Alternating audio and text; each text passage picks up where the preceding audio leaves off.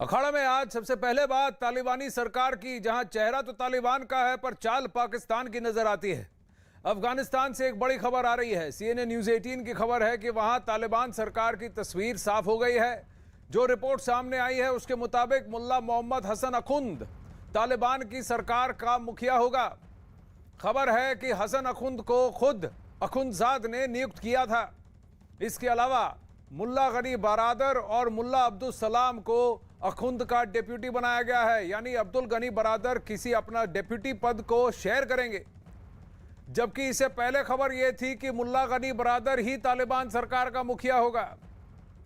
तालिबान की सरकार में अमीर मुत्तकी को विदेश मंत्री बनाया गया है, यानी शेर मोहम्मद अब्बास तैनिकजाई को विदेश मंत्री का पद नहीं दिया गया। सिराजुद्दीन हक्कानी नेटवर्क का सरगना, पाकिस्तान ISI का चहीता, वो अब गृह मंत्री का जिम्मेदार बनेगा। पूरे अफगानिस्तान की इंटीरियर वर्किंग का जिम्मा अब सिराजुद्दीन हक्कानी को सौंपा गया है, यानी कि 34 प्रांतों के गवर्नर की नियुक्ति भी वही करेगा। ज़बीउल्लाह मुजाहिद राष्ट्र प्रमुख यानी मुल्ला मोहम्मद हसन अखुंद का प्रवक्ता होगा। उसे spokesperson, national spokesperson of Taliban नहीं बनाया गया, लेकिन हसन अखुंद का प्रवक्ता बनाया गया है। यानी ये वो चेहरे हैं जो अफगानिस्तान में तालिबान की सरकार चलाएंगे। दरअसल अफगानिस्तान में पिछले एक हफ्ते से तालिबानी सरकार के गठन की बात हो रही है। खबर यह भी आई थी कि सरकार गठन पर हक्कानी गुट और गनी बरादर गुट के बीच अनबन थी। गनी बरादर क्वेटा शूरा से जुड़े हुए हैं। खासकर यह बात है कि दोहा तालिबान यानी कतर में बैठकर जो नेगोशिएशन कर रहे थे, उन तीनों चेहरों को तो कहीं जगह ही नहीं मिली। अब्दुल्ला, गुलबुद्दीन हिकमतयार और हामिद करजाई। अब वहीं ये दो गुट हैं जो कि पूर्वी तालिबान और दक्षिणी तालिबान के नाम से जाने जाते हैं, ईस्टर्न तालिबान और सदर्न तालिबान। दोनों गुटों के बीच गोलीबारी होने की खबर भी थी, और कहीं यह भी खबर थी कि मुल्ला याकूब और हक्कानी में झड़प भी हो गई थी, कि गनी बरादर घायल भी हो गए हैं, यह भी कहा गया था। लेकिन फिलहाल ऐसा लग रहा है कि DG ISI के वहां पहुंचने के बाद, DG हमीद के बाद, फैज हमीद के वहां पहुंचने के बाद कहीं ना कहीं पाकिस्तान ने अपनी सारी बातें मनवा ली हैं, और ये पूरी तरह से चेहरा भले ही तालिबान का हो, चाल पूरी तरह से पाकिस्तान की नजर आ रही है। संदीप बोल दिल्ली से हमारे साथ जुड़ रहे हैं, और मेजर AK सिवाच भी हमारे साथ हैं, रक्षा विशेषज्ञ। AK सिवाच साहब नमस्ते। लेकिन सबसे पहले संदीप से जानना चाहूंगा, संदीप, इस वक्त जब ये इंटरिम केयरटेकर सरकार की बात हो रही है, पूरी तरह से पाकिस्तान की छाप दिखाई दे रही है। पाकिस्तान की आर्मी जो है वो तालिबान के बुलावे पर वहां अफगानिस्तान पहुंच गई। ये वो देश है जो अपनी आर्मी को एक टेररिस्ट आउटफिट के साथ भी सक्रिय होने पर उफ तक नहीं करता। अलकायदा के साथ पाकिस्तानी सेना ने वहां हरकत की है पंजशेर में। दूसरी बात, काबुल में इस वक्त डेथ टू पाकिस्तान के नारे लगाए जा रहे हैं। ईरान में भी यही पोस्टर छपे हैं।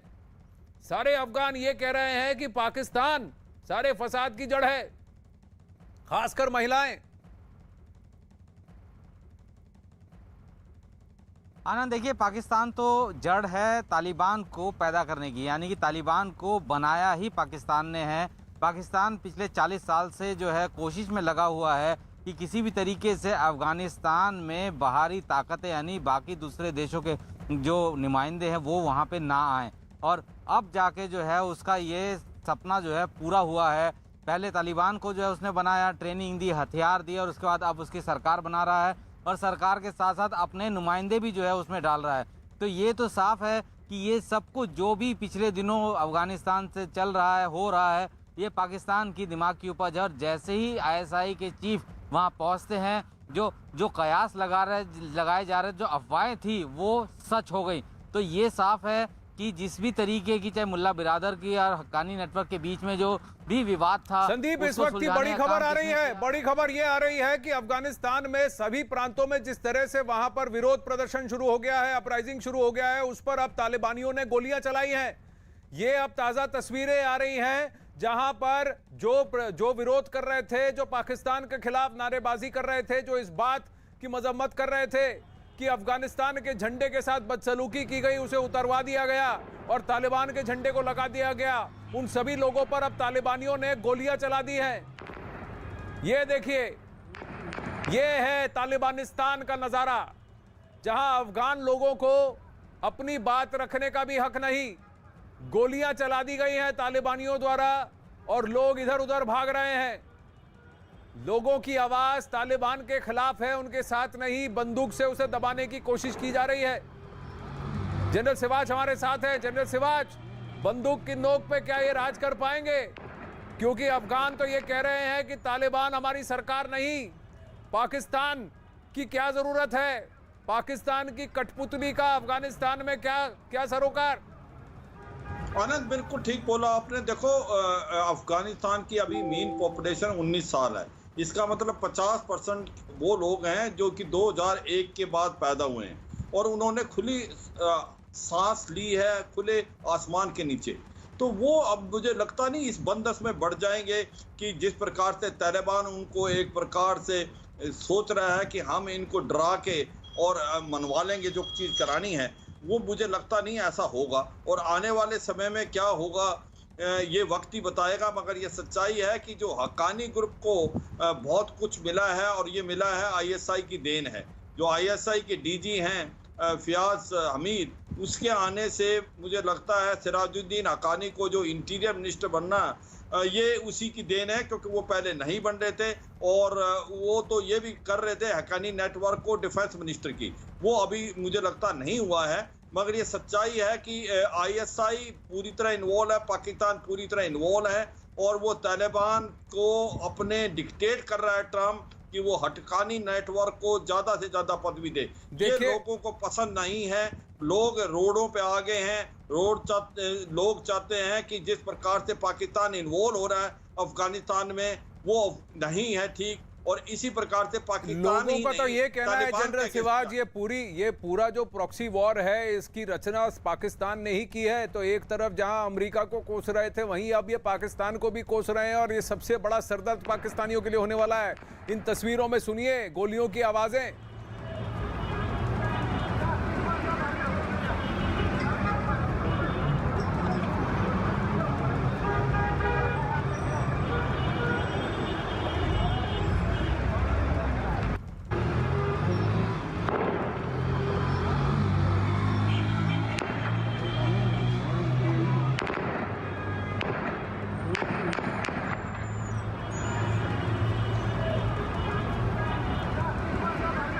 देखिए किस तरह से लोग भाग रहे हैं, गोलियां चल रही हैं। हवाई फायरिंग हो या अफगान पर ही तालिबान गोलियां बरसा रहे हैं। इस तरह के हालात हैं इधर। जनरल सिवाज, आपको लगता है कि गोलियों से ये आवाजें दब जाएंगी या फिर लोग और भी सड़कों पर उतर आएंगे? और इस तरह से अगर लोग सड़कों पे उतर आए तो 70,000 से 1 लाख के ये जो तालिबान हैं, ये 3.5 करोड़ की अफगान जनता का मुकाबला कैसे करेंगे? बंदूकें और गोलियां खत्म हो जाएंगी, लेकिन जो जुनून है, जो जज्बा है अफगानिस्तान के लिए अफगान लोगों में, वो कहाँ खत्म होगा? 2-3 बातें हैं। एक तो आपने बहुत सही बोला कि ये अगर लोग अपनी जान की परवाह ना करते हुए सड़कों पे आएंगे और वो एक चैलेंज करेंगे तालिबान गवर्नमेंट को, और मुझे लगता है तालिबान गवर्नमेंट वैसे भी नहीं चल पाएगी क्योंकि फाइनेंशियली उसके पास पैसा नहीं है। और आज $9.2 बिलियन जो रिजर्व था वो भी अमेरिका ने उसको फ्रीज कर दिया है। इसको 6 से 8 बिलियन डॉलर चाहिए गवर्नमेंट चलाने के लिए। इसके पास कोई ना इंडस्ट्री बेस है ना एग्रीकल्चर आउटपुट है, तो पैसा कहाँ से आएगा? और ऐसे में इस बार जो ड्राउट पड़ा है वो 40% इनका जो वीट था वो भी खराब हो गया है। तो एक्सेप्ट इनके जो एक ड्रग्स के अलावा और कोई पैसा आने का चारा नहीं है। मुझे लगता है ये गवर्नमेंट आने से पहले ही बिल्कुल एकदम फेल हो जाएगी। ये बस डिपेंड कर रहे हैं चीन पे कि चीन आएगा और उनको पैसे देगा।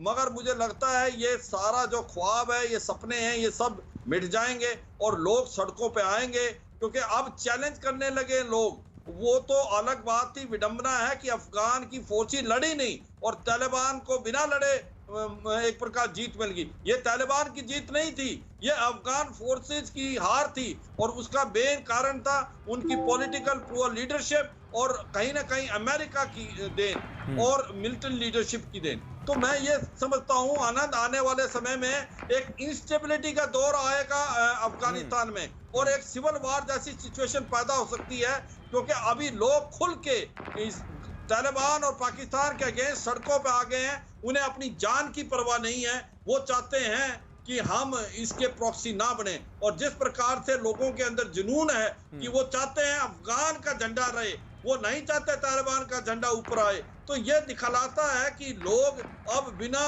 डरे बाहर निकल के तालिबान को चैलेंज करेंगे और ऐसे में वहां पर गोली चलेगी, लोग मरेंगे तो और बढ़ेगा। जी अब तो पाकिस्तान जाएगा। जी बिल्कुल। और पाकिस्तान की हरकतों के बाद अफगानिस्तान के लोग पाकिस्तान के खिलाफ गुस्से में हैं। राजधानी काबुल में बड़ी संख्या में लोग पाकिस्तान के खिलाफ सड़कों पर उतर आए हैं। इस दौरान प्रदर्शनकारियों ने पाकिस्तान के खिलाफ जमकर नारेबाजी भी की।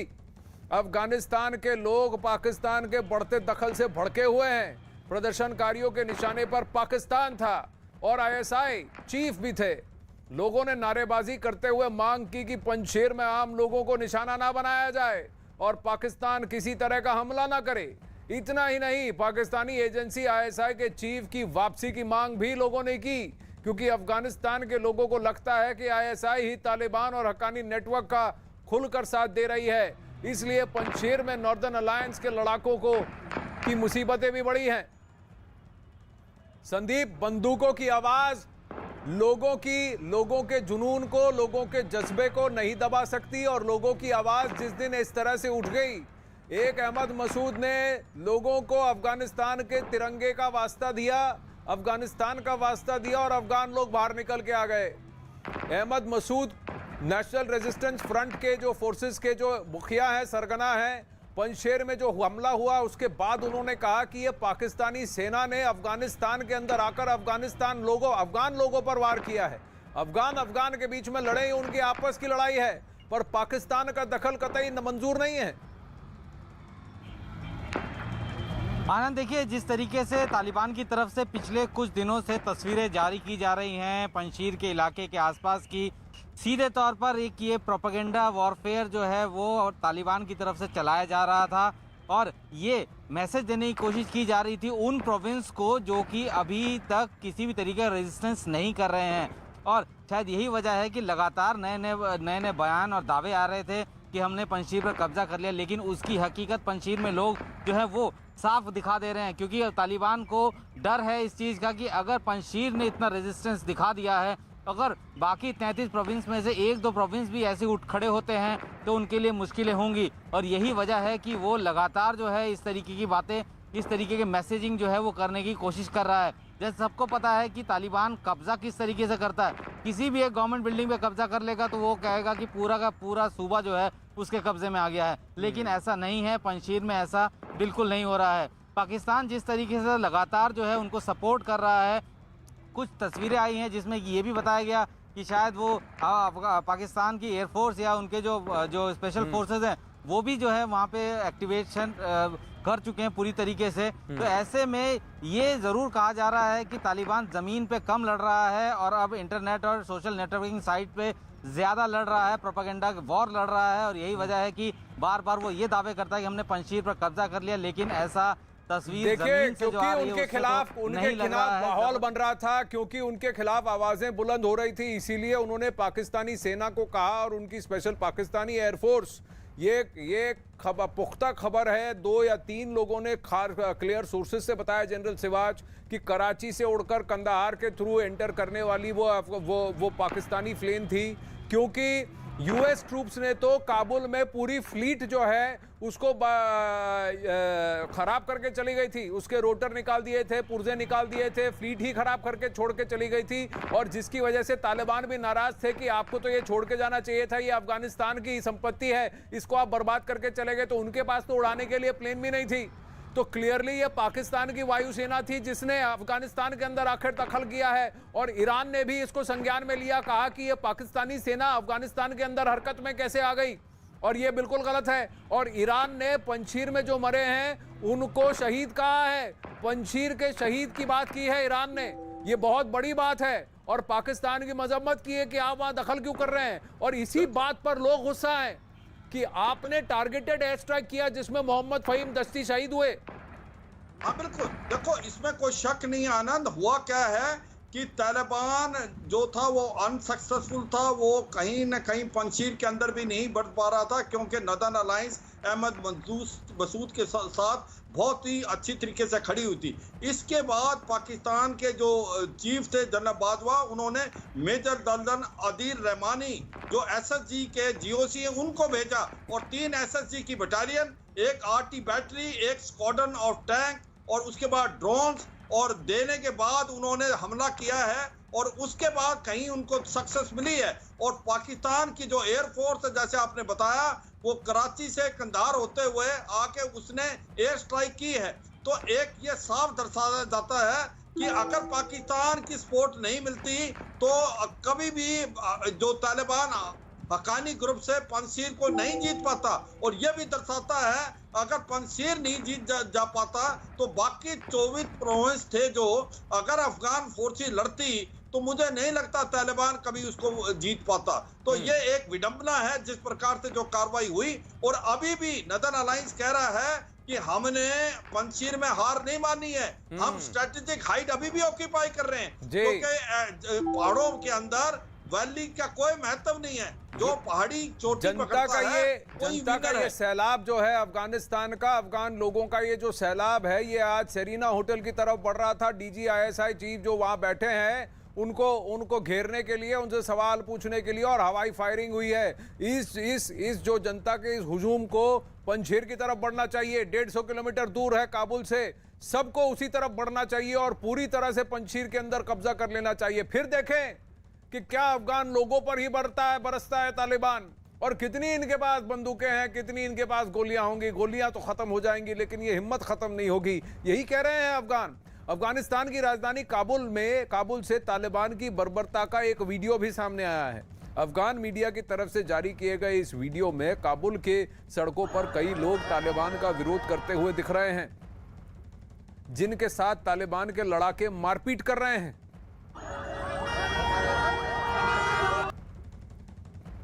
अब तस्वीरों में आप देख सकते हैं कि कैसे तालिबान के लड़ाके सड़क पर प्रदर्शन कर रहे हैं,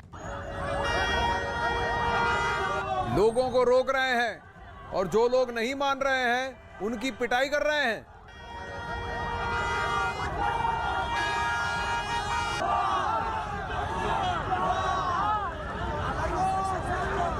आज तालिबान हाथ उठा रहे हैं। जिस दिन ये जनता जो आज धरने पे निकल आई है वो गुस्से में आ गई तो तालिबान की ऐसी पिटाई होगी कि वो इस दुनिया से ही नदारद हो जाएंगे, गायब हो जाएंगे।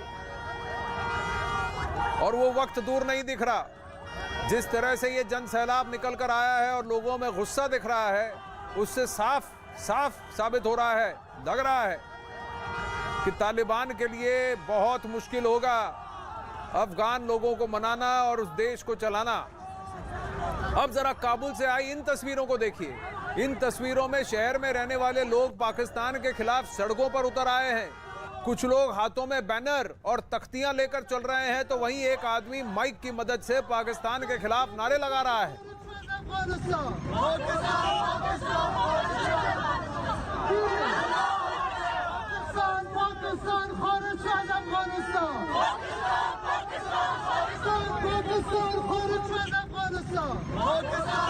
पाकिस्तान के खिलाफ इस विरोध प्रदर्शन में महिलाओं ने भी बढ़ चढ़कर हिस्सा लिया है।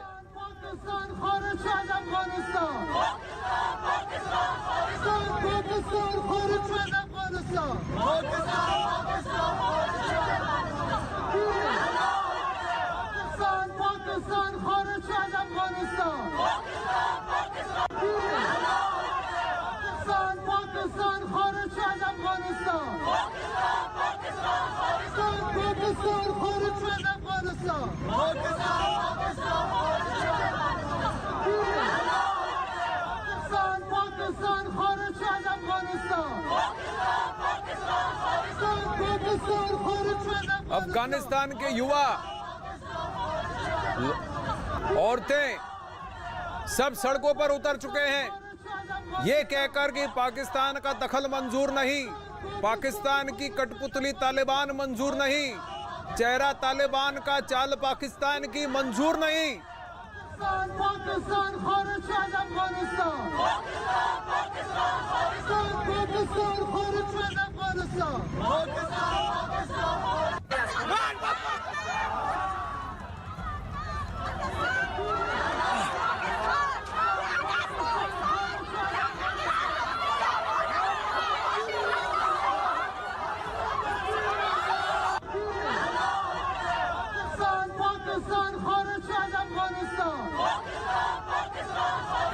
पाकिस्तान खारिज शहद अफगानिस्तान, पाकिस्तान खारिज शहद अफगानिस्तान। आज तो काबुल में ये आवाजें गूंज रही हैं, अब दुनिया भर में ये आवाजें गूंजेंगी और तालिबान हिल जाएगा, पाकिस्तान भी हिल जाएगा। आगे आगे देखिए होता है क्या अफगानिस्तान में। अखाड़ा में आपका एक बार फिर से स्वागत है। झारखंड विधानसभा में नवाज के लिए अलग कमरा अलॉट करने का मामला अभी शांत नहीं हुआ कि अब यूपी में भी ऐसी ही मांग सामने आ रही है। कानपुर से समाजवादी पार्टी के विधायक इरफान सोलंकी ने यूपी विधानसभा अध्यक्ष से नमाज के लिए विधानसभा में अलग कमरे की मांग की। हालांकि समाजवादी पार्टी ने उसकी इस मांग को अभी समर्थन नहीं दिया है और अबू आजमी ने उन्हें ऐसे बयान देने से बचने की सलाह दी है। वहीं यूपी के कानून मंत्री ब्रजेश पाठक ने इरफान सोलंकी की मांग को विवाद खड़ा करने के लिए दिया गया बयान बताया है। सबसे पहले आपको सुनाते हैं कि इरफान सोलंकी ने आखिर कहा क्या है। भारत के सबसे बड़े प्रदेश उत्तर प्रदेश के विधान भवन में प्रेयर रूम होना चाहिए, ये मांग की है। इस बात का सुझाव दिया समाजवादी पार्टी के विधायक ने। वो हमारे साथ हैं, आइए उनसे पूछते हैं कि क्या ये सुझाव है, क्या बात उनके जहन में आई। सर, क्या सुझाव था और क्यों आपकी बात जहन में आई? देखिए, जैसा कि हमने झारखंड में भी देखा, वहाँ की विधानसभा में, अभी महाराष्ट्र की विधानसभा में 2-3 दिन पहले ही मेरा मानना ये है, एक प्रेयर रूम होता है जहाँ पे आदमी जाए अपनी इबादत करे, चाहे वो हमारे हिंदू भाई हों, मुसलमान भाई हों।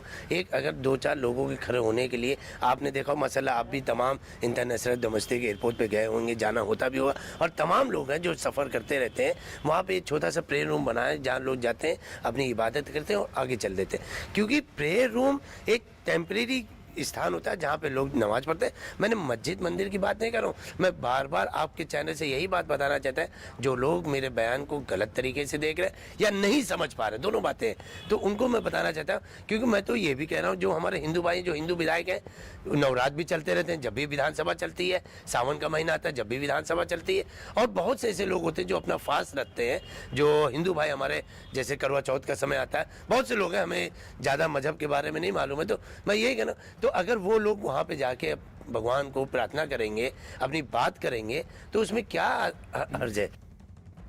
अब इस मुद्दे पर यूपी के कानून मंत्री ब्रजेश पाठक ने क्या कहा, वो भी आपको सुनाते हैं।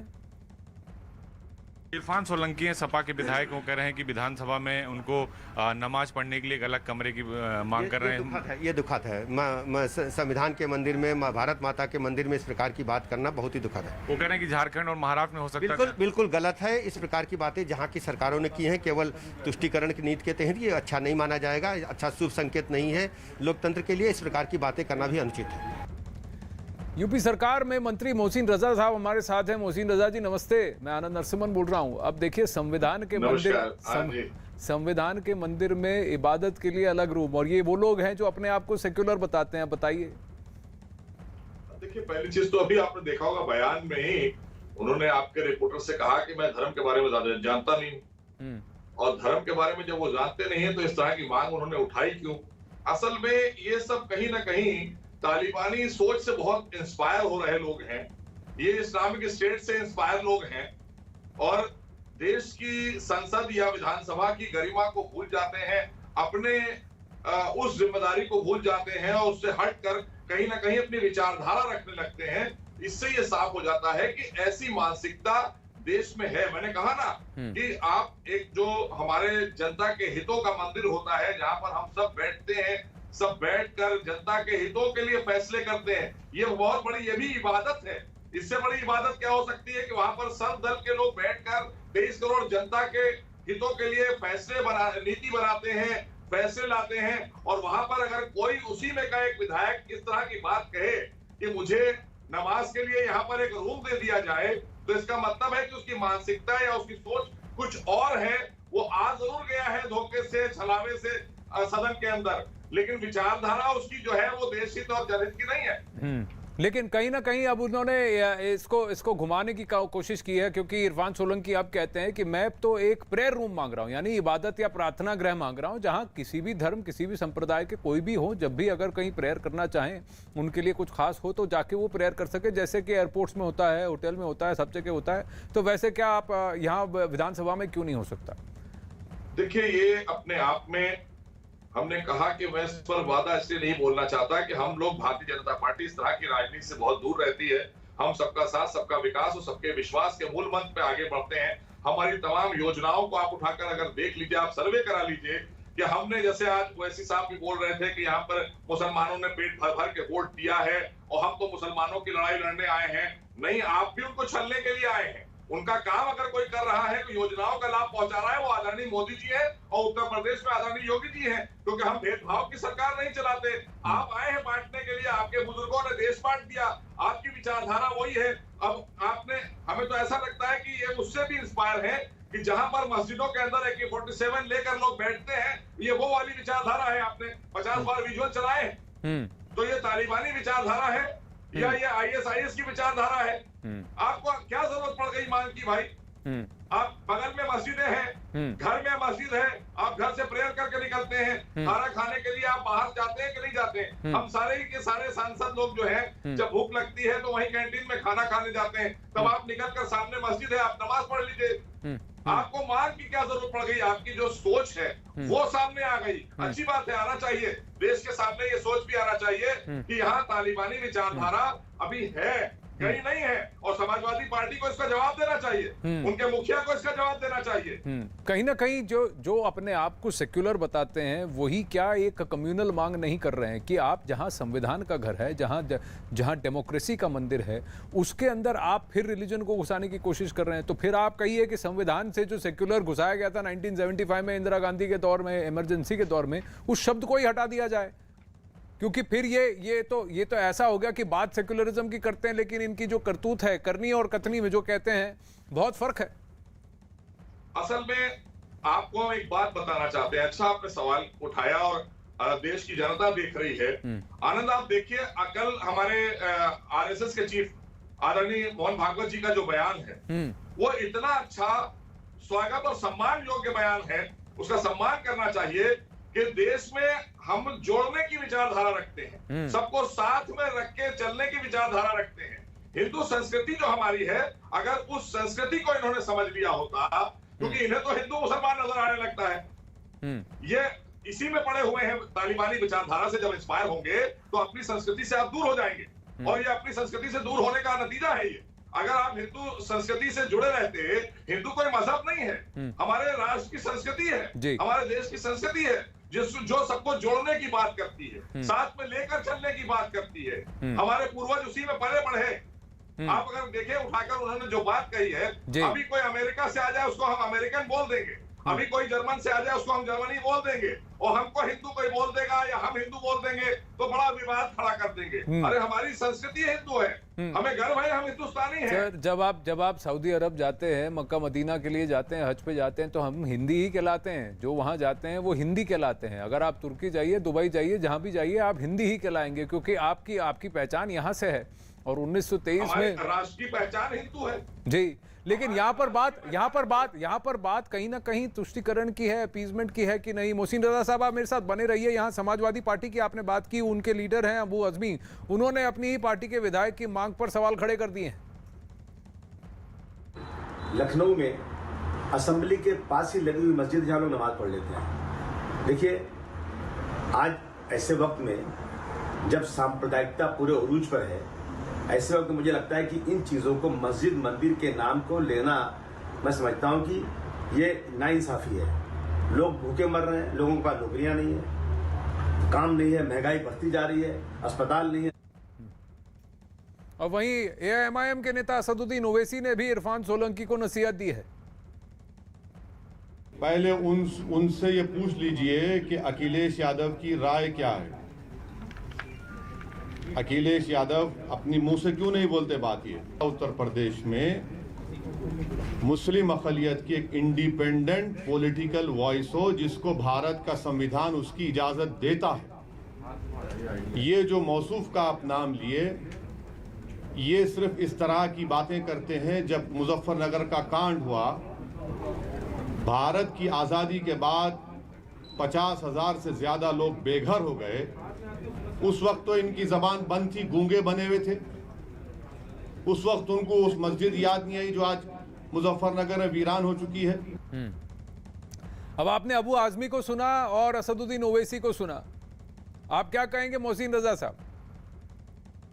देखिए, मैंने कहा ना कि ये तो विचारधारा समाजवादी पार्टी की है, उनको जवाब देना चाहिए, क्योंकि हम और देशों को अनुसरण कर रहे हैं, हम अपनी संस्कृति को भूल रहे हैं। हम अरब देशों का जब अनुसरण करेंगे और अपनी संस्कृति को भूलेंगे, आनंद तो ऐसे ही विचार आएंगे। इसीलिए कहा गया है कि हिंदू संस्कृति से जुड़िए। और मैं तो कह रहा हूं कि मोहन भागवत जी का जो बयान है वो स्वागत योग्य नहीं है, वो सम्मान के योग्य है। आप समझिए इस बात को, जो लोग आरएसएस पर उंगली उठाते हैं। आरएसएस तो सबको जोड़ने की विचारधारा रखती है। जी देखिए, जोड़ने और तोड़ने की बात एक है, लेकिन दूसरी बात यह है कि संविधान एक जगह है और संविधान के मंदिर के अंदर इस बात से इस तरह से इबादत घर की बात करना कहाँ तक ठीक है। अबू आजमी साहब हमारे साथ हैं। अबू आजमी जी, अभी नमस्ते, मैं आनंद बोल रहा हूँ। अभी आपकी बात जो आपने जो अपना पक्ष रखा वो हमने जनता को सुनाया, आप फोन पर भी जुड़ गए हैं। आपने कहा देखिए, जहाँ विधानसभा है उसके बाहर ही इबादत घर है, वहाँ पर मस्जिद है, आपको अगर नमाज पढ़नी है वहाँ पढ़िए, आप ऐसी बातें यहाँ क्यों कर रहे हैं? आपका क्या कहना है कि संविधान और जो अपना निजी फेथ है इसको अलग रखने की जरूरत है?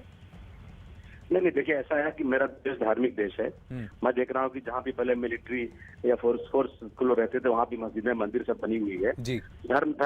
लोग धर्म अपनाते हैं। अगरचे कहीं मस्जिद बन गई है तो उसका स्वागत है, लेकिन हमें ऐसे इश्यूज को ला करके जबरदस्ती ना हमें पोलराइजेशन भी करना है। आज टाइम बहुत खराब चल रहा है देश के अंदर।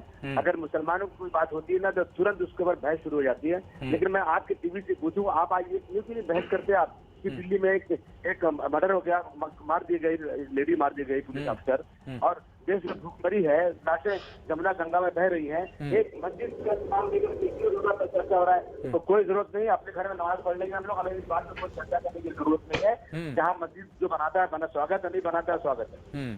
पर बात तो ये है कि क्या आप इस बात के पक्ष में है कि किसी प्रदेश की विधानसभा के अंदर एक प्रेयर रूम बनाया जाए, या फिर आप ये कहते हैं कि जहां विधानसभा है वहां जो कार्य है वो संविधान के तहत होगा, वहां पर प्रेयर रूम की कोई जरूरत नहीं है? देखिए ऐसा नहीं, देखिए ऐसा है कि नमाज का वक्त बिल्कुल फिक्स होता है। सूरज निकलने के पहले नमाज पढ़ना है, एक नमाज 1:30 बजे पढ़ना है, एक नमाज 5:30 बजे पढ़ना है। अगर उसको आप 2 घंटे के बाद पढ़ेंगे तो नमाज आपकी नहीं होती, और वो आदमी वो मुसलमान हो ही नहीं सकता जो नमाज नहीं पढ़े। लेकिन अगर उसके अंदर असेंबली में काम लोग बाहर जाते हैं, नमाज का टाइम होता है, वहाँ बना दिया तो स्वागत होना चाहिए। और एयरपोर्ट पे भी मस्जिद एयरपोर्ट पे हर जगह, आप दिल्ली एयरपोर्ट जाइए, आप बॉम्बे एयरपोर्ट पे जाइए, प्रेयर रूम बना हुआ है, तो उसका स्वागत है। लेकिन जो नहीं बना रहे नहीं बनाए, उसमें कोई चर्चा करने की जरूरत नहीं। तो आपको लगता है कि विधानसभा और एयरपोर्ट में कोई फर्क नहीं है? पार्लियामेंट और एयरपोर्ट में कोई फर्क नहीं है? कोई भी जगह जहां पर लोग काम कर रहे हों और उनको काम छोड़ करके बहुत दूर जाना पड़ता हो अपनी प्रेयर के लिए, जो सही मुसलमान है, जो वक्त नमाज पढ़ना चाहते हैं, अगर उनको कहीं जगह नजदीक मिल जाती है तो उसका स्वागत है। मोहसिन रजा साहब, आप क्या कहेंगे? देखिए, हमारे देश की बड़ी खूबसूरती है। अभी हमारे अबू आजमी साहब कह रहे थे कि बड़े खराब दौर से गुजर रहे हैं।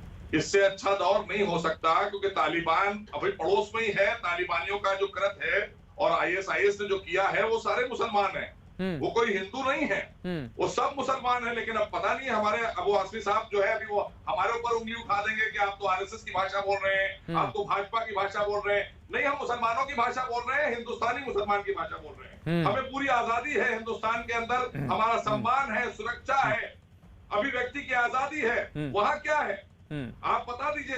एक चीज जो उन्होंने कही, मैं उसका स्वागत करता हूं कि इस तरह की राजनीति नहीं होना चाहिए, लेकिन राजनीति तो समाजवादी पार्टी करती है इस तरह की। कार सेवकों पर गोली चलवा कर अगर पार्टी स्थापित की जाए तो फिर उसका रिजल्ट क्या आएगा?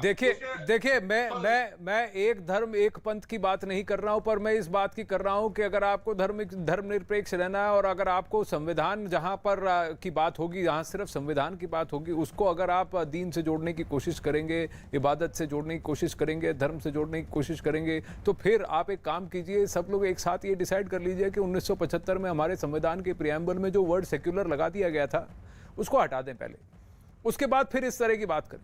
लेकिन जब तक वो वहां पर है वो शब्द, तब तक तो आपको ये मानना पड़ेगा कि जहां पर संविधान का कार्य हो रहा है वहां पर धर्म और पंथ की बात नहीं होनी चाहिए। अबू आजमी साहब और मोहसिन रजा जी धन्यवाद अखाड़ा में हमारे साथ जुड़ने के लिए। वक्त हो चला है आपसे विदा लेने का। नमस्ते। खबरें जारी रहेंगी न्यूज़ 18 इंडिया पर। शिवानी के साथ बने रहिए।